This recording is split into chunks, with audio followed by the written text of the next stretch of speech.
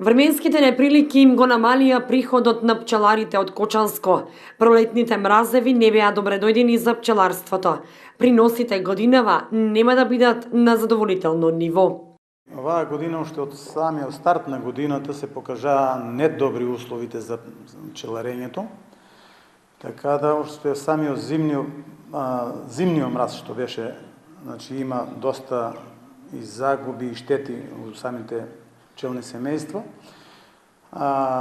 Подоцна пролетниот мраз, значи допринесе да измрзнат багремо на 90% да измрзне, што фактички немаше никаков принос од него.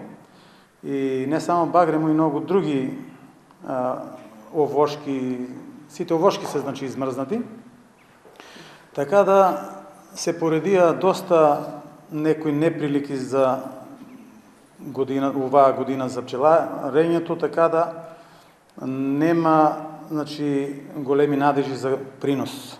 Митров додава дека во источниот крај на државата нема голем број пчелари кои прават фалсификуван мед. Цената за килограм мед изнесува 350 денари, а на големо од 250 до 300 денари за килограм. Поради намалените приноси можен е и пораст на цената.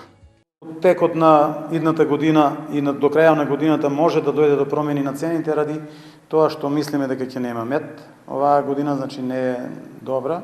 Ако нема приноси на мед, значи има место да мрдне цената малку нагоре, што не треба да биде, меѓутоа може да случи.